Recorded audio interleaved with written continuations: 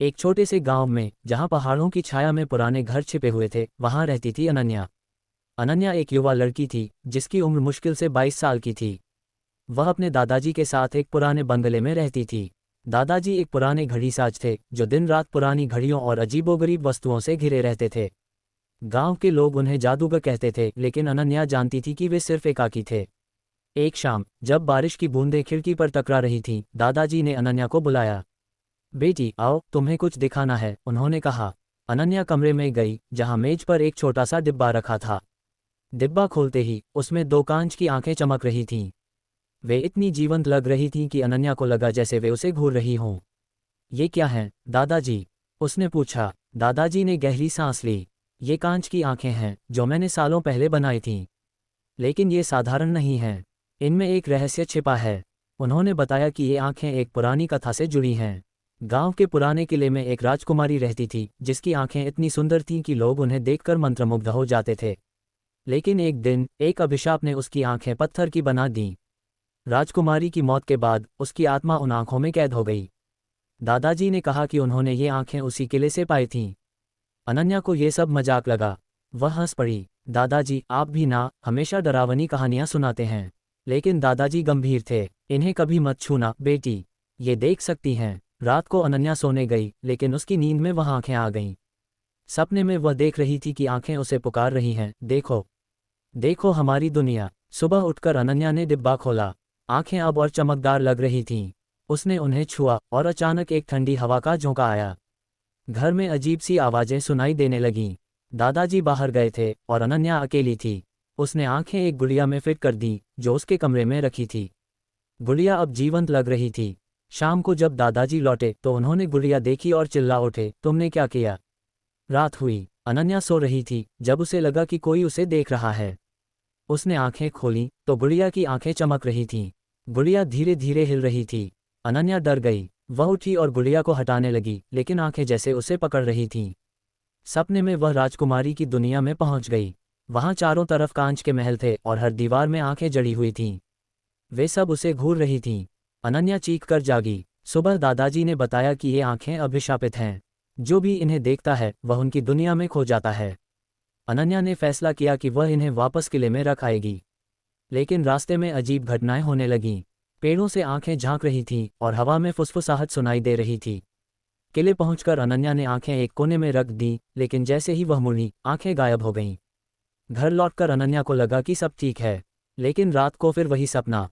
इस बार राजकुमारी उसके सामने थी और कह रही थी, मेरी आंखें लौटा दो। अनन्या डर से कांप रही थी। दादाजी ने कहा कि अभिशाप तोड़ने का एक तरीका है आंखों को तोड़ना। लेकिन अगर गलत हुआ तो आत्मा हमेशा के लिए कैद हो जाएगी। अनन्या ने कोशिश की, लेकिन आंखें नहीं टूट रही थीं। वे और मजबूत हो गईं। दिन बीतते गए। अनन्या की आंखें अब थकान से भरी थीं। उसे लगता था कि कोई उसे लगातार देख रहा है। गांव के लोग भी अजीब व्यवहार करने लगे। एक पड़ोसी ने कहा कि उसने रात को अनन्या के घर से चमक देखी। दादाजी बीमार पड़ गए। अनन्या अकेली थी। उसने फैसला किया कि वह राजकुमारी की कहानी खोजेगी। पुरानी किताबों में पढ़ा कि राजकुमारी को एक जादूगर ने अभिशाप दिया था क्योंकि वह उससे प्यार करती थी। अनन्या किले गई। वहां दीवारों पर चित्र थे जो जीवंत लग रहे थे। एक चित्र में राजकुमारी की आंखें कांच की थीं। अनन्या ने छुआ और अचानक कमरा घूमने लगा। वह गिर पड़ी। जब जागी तो उसके हाथ में आंखें थीं, लेकिन अब वे उसकी आंखों में फिट हो गईं। अनन्या चीखी, लेकिन कोई आवाज नहीं निकली। वह अब कांच की दुनिया में थी। अनन्या अब कांच की दुनिया में फंस गई थी। चारों तरफ कांच के टुकड़े थे जो प्रतिबिंब दिखा रहे थे। हर प्रतिबिंब में उसका चेहरा था, लेकिन आंखें कांच की। राजकुमारी सामने खड़ी थी, उसकी मुस्कान ठंडी और डरावनी। तुम अब मेरी हो, वह बोली। अनन्या भागने की कोशिश की, लेकिन हर दिशा में कांच की दीवारें थीं। वह चिल्लाई, लेकिन आवाज गूंजकर लौट आए। वापस असली दुनिया में दादाजी अनन्या को खोज रहे थे। घर खाली था। गुड़िया अब हिल रही थी जैसे उसमें जीवन आ गया हो। दादाजी ने पुरानी किताब खोली। उसमें लिखा था कि अभिशाप तोड़ने के लिए एक विशेष मंत्र है, लेकिन उसे पढ़ने वाला खुद फंस सकता है। दादाजी ने फैसला किया कि वह कोशिश करेंगे। रात को उन्होंने मंत्र पढ़ा। घर में ठंडी हवा चली और गुड़िया की आंखें चमक उठीं। अनन्या कांच की दुनिया में राजकुमारी की कहानी सुन रही थी। राजकुमारी ने बताया कि जादूगर ने उसे धोखा दिया। वह उसकी आंखें चुराना चाहता था क्योंकि वे विशेष थीं, वे भविष्य देख सकती थीं। अभिशाप ने आंखें कांच की बना दी और आत्मा कैद हो गई। अब तुम मेरी जगह लो, राजकुमारी ने कहा। अनन्या ने विरोध किया, लेकिन उसकी शक्ति कम हो रही थी। वह देख रही थी कि उसके शरीर में कांच फैल रहा है। दादाजी मंत्र पढ़ते रहे। अचानक गुड़िया टूट गई और आंखें बाहर आ गईं, लेकिन अनन्या नहीं लौटी। दादाजी किले गए। वहां अंधेरा था और हवा में फुसफुसाहट। उन्होंने आंखें देखीं जो जमीन पर पड़ी थीं। उन्हें उठाया और एक दृश्य दिखा। अनन्या कैद थी। दादाजी ने मंत्र दोहराया। कांच की दुनिया हिलने लगी। अनन्या ने राजकुमारी से लड़ाई की। उसने कहा, मैं तुम्हारी नहीं हूं। राजकुमारी हंसी, सब मेरे हैं। लेकिन मंत्र की शक्ति से दीवारें टूटने लगीं। अनन्या बाहर निकल आई, लेकिन आंखें अब उसके साथ थीं। वह घर लौटी, लेकिन उसकी आंखें बदल गईं, वे अब कांच जैसी चमक रही थीं। दादाजी ने देखा और डर गए। अभिशाप तुम में आ गया है। गांव में अफवाहें फैलने लगीं। लोग कहते कि अनन्या अब चुड़ैल है। उसकी आंखें देखकर लोग डर जाते। अनन्या को लगता कि वह सब कुछ देख सकती है, लोगों के राज, भविष्य। लेकिन ये शक्ति अभिशाप थी। रात को वह सपनों में राजकुमारी से मिलती। राजकुमारी कहती, मुझे मुक्त करो। अनन्या ने खोज की। पुराने किले में एक गुप्त कमरा था जहां जादूगर का अवशेष था। अनन्या वहां गई। कमरे में धूल थी और एक किताब में लिखा था कि अभिशाप तोड़ने के लिए आंखें जादूगर की कब्र में रखनी होंगी।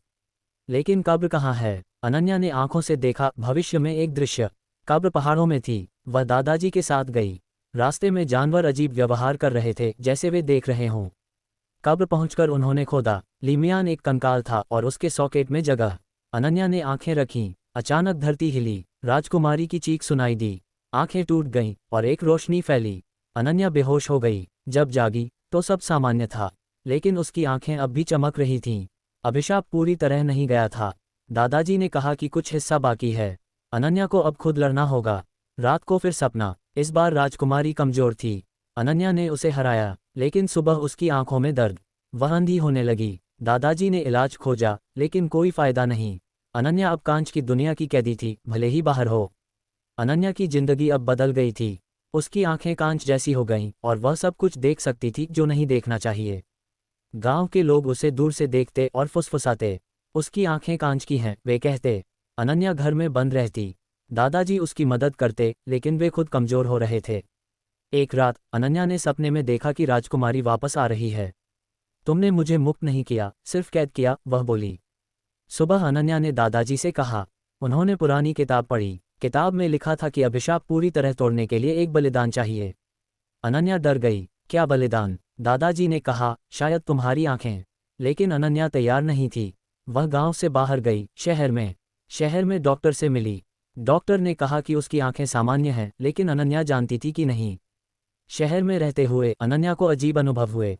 सड़क पर लोग उसे घूरते, लेकिन वह उनकी आत्मा देख सकती थी। एक आदमी का राज, वह चोर था। अनन्या ने पुलिस को बताया और वह पकड़ा गया, लेकिन ये शक्ति उसे थका रही थी। रात को होटल में उसने आईने में देखा।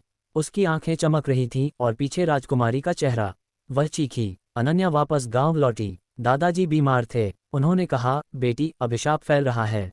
गांव में लोग बीमार पड़ने लगे। सबकी आंखें थकी लगतीं। अनन्या ने समझा कि अभिशाप फैल रहा है। उसने किले में जाकर खोज की। वहां एक गुप्त दरवाजा मिला। अंदर एक कमरा जहां जादूगर की डायरी थी। डायरी में लिखा था कि राजकुमारी को प्यार का अभिशाप था। जादूगर ने उसे मार दिया और आंखें चुरा लीं। अनन्या ने डायरी पढ़ी। जादूगर ने आंखें कांच की बनाई ताकि आत्मा कैद रहे। तोड़ने का तरीका, प्यार का बलिदान। अनन्या सोच में पड़ गई। उसका कोई प्यार नहीं था, लेकिन दादाजी, वे उससे प्यार करते थे। अनन्या ने फैसला किया कि वह खुद बलिदान देगी।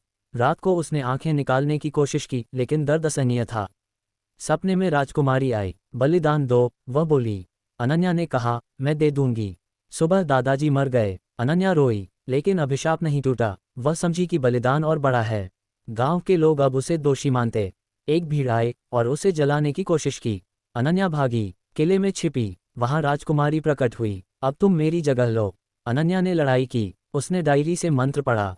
कमरा हिलने लगा। राजकुमारी चीखी। आंखें टूट गईं। अनन्या की आंखें सामान्य हो गईं, लेकिन गांव में अभिशाप फैला हुआ था। लोग अब कांच की आंखों वाले हो रहे थे। अनन्या ने सबको बचाने की कोशिश की। उसने मंत्र सबको पढ़ाया। धीरे धीरे सब ठीक हुए, लेकिन अनन्या की यादें बाकी थीं। अनन्या अब अभिशाप से मुक्त थी, लेकिन उसकी जिंदगी में डर बाकी था। गांव वाले उसे हीरो मानते, लेकिन वह जानती थी कि राजकुमारी की आत्मा अभी भी कहीं है। एक रात बारिश में उसने घर के बाहर एक छाया देखी। छाया कांच जैसी चमक रही थी। अनन्या डरी। वह दादाजी की किताब ले आए। किताब में लिखा था कि आत्मा पूरी तरह मुक्त होने तक पीछा करेगी। अनन्या ने दोस्तों की मदद ली। गांव का एक लड़का राहुल, जो उससे प्यार करता था, मदद करने आया। राहुल ने कहा, मैं तुम्हारे साथ हूँ। वे साथ किले गए। वहां अंधेरा था। अचानक हवा चली और आंखें फिर प्रकट हुईं। राजकुमारी बोली, तुमने मुझे धोखा दिया। अनन्या ने मंत्र पढ़ा। राहुल ने आंखें तोड़ने की कोशिश की। लड़ाई हुई। राजकुमारी की शक्ति से कमरा टूटने लगा। अनन्या घायल हो गई। राहुल ने उसे बचाया। उन्होंने मिलकर मंत्र पूरा किया। राजकुमारी की चीख गूंजी और वह गायब हो गई। आंखें धूल हो गईं। अनन्या और राहुल बाहर आए। गांव में शांति थी, लेकिन अनन्या को लगता कि कुछ बाकी है। रात को सपना आया, राजकुमारी मुस्करा रही थी। धन्यवाद, वह बोली। अनन्या जागी। अब सब ठीक था। वह राहुल से शादी कर ली। जिंदगी सामान्य हो गई, लेकिन कभी कभी आईने में वह कांच की चमक देखती। शायद अभिशाप की याद। अनन्या की कहानी अब गांव की कथा बन गई। लोग कहते कि कांच की आंखें अब भी किले में हैं। अनन्या खुश थी, लेकिन अंदर डर था। एक दिन उसने बच्चे को जन्म दिया। बच्चे की आंखें चमकदार थीं। अनन्या डर गई। क्या अभिशाप वापस? लेकिन नहीं, वे सामान्य थीं। जिंदगी चलती रही। अनन्या ने किताब लिखी ताकि सब जानें। अंत में रहस्य बाकी रहा, कांच की आंखें सच में क्या थीं।